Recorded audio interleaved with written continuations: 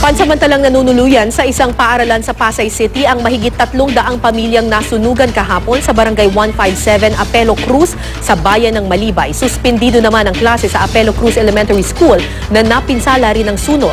May news to go si Lay Alves live. Lay! Para dito sa covered court ng Tipaez Elementary School, pansamantalang sumisilong ang karamihan sa mahigit 300 pamilyang nasunugan dito sa Pasay City. Halos 200 pamilya o mahigit 600 katao ang narito ngayon. Naabutan namin kanina ang pamimigay ng agahang lugaw para sa mga nasunugan. Ang ilan sa mga residente may naisalba namang ilang kagamitan. Ang iba, ang damit lang na suot ang dala. Pero ang lahat ng aming mga nakausap, wala ng bahay na uuwian. Di raw nila alam kung saan sila titira, kung papayagan ba silang magtayo ng barong-barong sa nasunog na lugar o kung bibigyan ba sila ng relokasyon. Ang nadamay na Apelo Cruz Elementary School, walang pasok until further notice. Karamihan sa mga classrooms nila ay nasunog. Kailangan pa raw na mapasuri ang integrity ng building. Mahigit 2,000 mag-aaral ang pumapasok sa eskwelahan.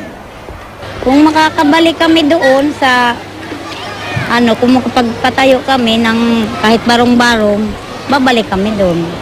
Sana may tumulong sa akin na magbigay ng mga gamit sa panganganak ko. Kasi wala po talaga wala akong nasalbang gamit.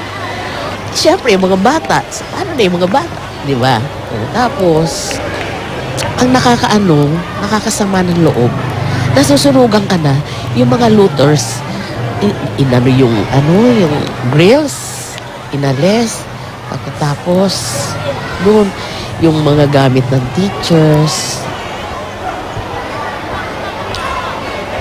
3 barangay ang apektado ng sunog na sumiklab kahapon. Ito ay ang mga barangay 157, 162 at 165. Dahil malakas ang hangin, dinala ng hangin ng apoy sa eskwelahan sa kabilang bahagi ng ilog. Abala ngayon ang ilang residente sa pagkuha ng mga mapapakinabangan pang kagamitan sa mga nasunog nilang tirahan. At yan muna ang latest mula rito sa Pasay. Lay Alves, GMA News.